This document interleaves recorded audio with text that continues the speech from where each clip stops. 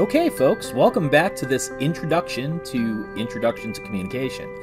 In the previous video, I told you a little bit about the 5 primary learning objectives that are the purpose for this course, the primary things that you're going to learn over the course of the semester, and why those are pretty important things to learn. Now, you might be thinking to yourself, okay, all right, Dr. Klein, this is sounding pretty good, but need a little bit more before we close the deal. What am I going to actually have to do in this class in order to learn these things?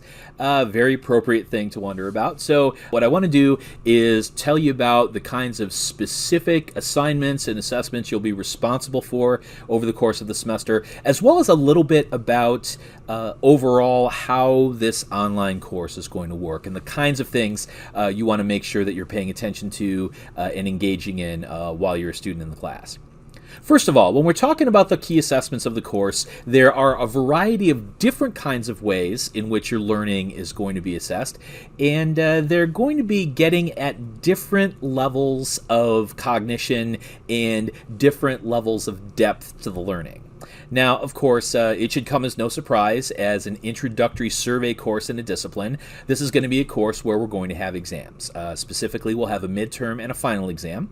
This is a course that is a survey that gives you, as I described in the previous video, an overall sense of the terrain of communication as a discipline. So we're going to be learning basic concepts and theories about communication writ large, as well as specific bodies of knowledge regarding interpersonal relational communication, group and organizational communication, political and public communication, and mediated communication. And this is going to be foundational knowledge that's going to be really useful to you in subsequent COMM courses. So understanding these concepts and theories and so forth are going to be really important. So midterm and final examinations are going to be a primary way to do that. Because of the size of the course, the exams are going to be primarily objective answer questions. So we're talking about things like matching, multiple choice questions, as well as fill-in-the-blank questions with a term bank that's attached to it. So it's going to be essentially assessing your ability to be able to understand, identify, and have some basic facility with working with these concepts and theories on a more fundamental level. Now, we've got to do more than that because this stuff is too important to just be left to multiple choice exams. So class discussions are going to be a really important component of the course.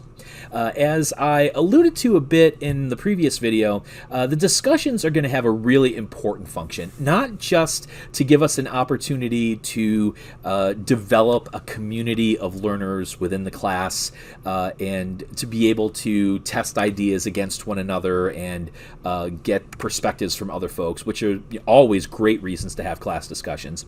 But what we're going to be doing in the discussions for this class is taking opportunities to take the theories and concepts that we're learning about in each module and engage in some systematic analysis and critical evaluation of communication situations in a number of films and television episodes that are going to give us an opportunity to examine case studies, if you will, of communication situations to which we can draw some analytical conclusions about how and why the communication is taking place, why it might be productive or problematic, suggestions for improving the communication situations, and so forth. So class discussions are going to be a very important component. The way that we're going to do the discussions in this class is going to be to take our large class and break it up into discussion sections of 25. This is going to give you an opportunity to essentially have the feeling of a smaller section class where you're going to have an opportunity to get to know the folks in your discussion teams, to develop some rapport, and as you're sharing ideas with one another across the weeks, you can get a sense of being able to really get to know a fair number of folks in the class, which I think is kind of a neat opportunity in an online course. So besides class discussions where as a community we work with these ideas, you're also going to have an opportunity in each module to engage in some personal reflection. So for each of the major units of the class, what I'm going to ask you to do is to think about the concepts and theories and so forth that you're learning about and make some concrete connections to your own personal lived experience or things that you've observed before.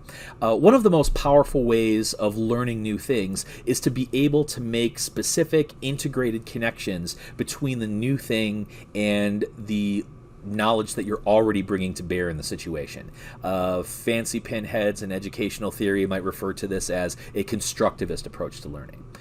Basically what that means is you're already bringing a lifetime of experience to the table, and so this is a great opportunity to make those kinds of connections. Another thing that you can do with these journals then is to start thinking a little bit more forward and imagining how might the things that you're learning about in these units potentially translate into some kind of career or professional opportunity down the road. The journals can be done either traditionally by writing a good solid paragraph or two, or you can always take the option to record an audio or video journal entry if that feels like a better way to express yourself.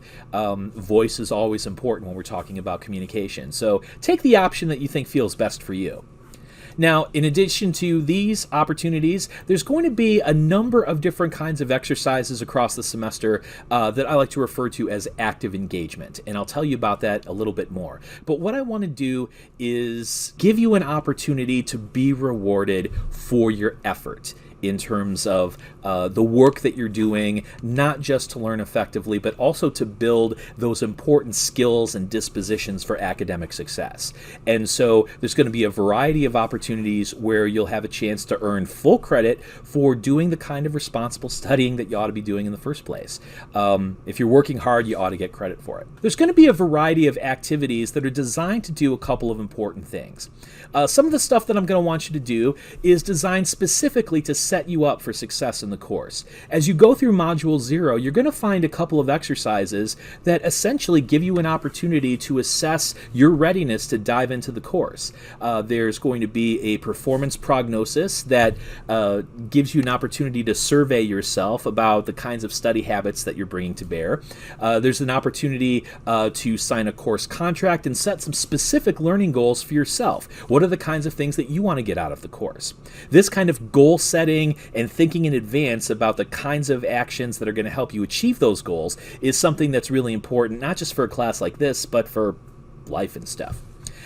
These active engagement activities are also designed to give you an opportunity to help gauge your own understanding. Fancy people in learning theory might refer to this as formative self-assessment. Basically, the idea is to give you a sense as you're learning from module to module, how well are you actually getting this stuff to sink in? What's your level of understanding? Are there particular areas where you might need to do a little extra study, or some things coming to you a little bit easier than others? So there's going to be a variety of things that we're going to do that give you an opportunity to kind of quiz yourself and to see where you're at any given point. And finally, as I suggested earlier, there's going to be some specific activities that are designed to help you develop advanced study skills, to move beyond just being a passive recipient of what somebody's telling you in a lecture, to really be able to dig in, to things like our film readings for our class discussions, as well as some of the kinds of readings that you're going to be doing to learn the concepts and theories. Having directed, goal-oriented study notes, for instance, is a really great way to prepare yourself for the more advanced communication courses, where that kind of careful observation of your environment, taking field notes, for instance, on things that you observe, can then come to bear when you get involved in analysis and evaluation and trying to construct new knowledge. So active engagement activities are designed to give you complete credit for completing the work of making yourself a better student. And finally, as I mentioned in the last video, there's going to be a team project that's going to last over the course of the semester. Our section of 150 students, give or take, is going to be divided into teams of 5. And It's going to be a project that I think is going to be kind of fun and also really productive in giving you some practice and some important skills. What you're going to be doing over the course of the semester is going to culminate in a communication career video. Your team of 5 is going to ultimately produce and share with the rest of the class a 5 to 8 minute YouTube video that profiles a specific career that comes to bear in one of the 4 focus areas of communication that we're going to learn about in the class. Now, it's not just here's 5 people, go make a video. I've specifically designed this experience with structured preparation assignments that are going to get started pretty early in the semester and take you through incremental stages step by step.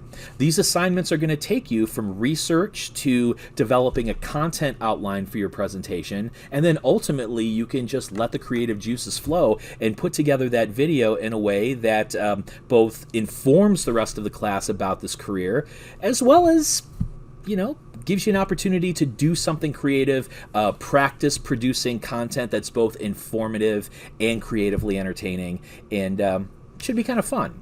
As I mentioned, one of the things that's going to be involved is going to be developing those relevant research skills that you're going to want to bring to bear when you're doing your own internship and entry-level job searches. And finally, what this team project is going to do is really reinforce collaborative virtual work. This is kind of interesting, but a study was done in 2018, which is, again, remember, a good 2 years before this whole pandemic thing came down.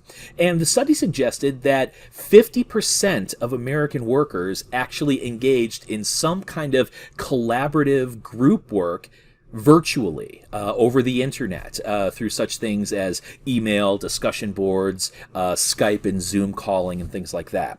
So you're doing a group project not just because we need to do a project for class and we're doing it virtually because this is an online class, but this is very specific transferable skills for career success.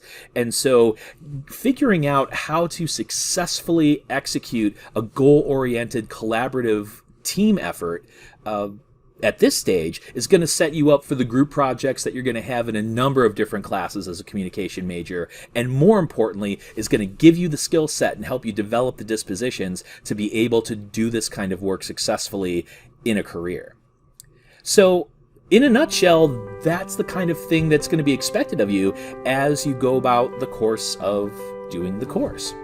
So there's probably one last thing that you're interested in, and that is, all right, I know what I'm going to be assessed on, and I know the kinds of things that I want to learn, but how is this whole online class going to work in the first place? Got one last video for you. Stay tuned.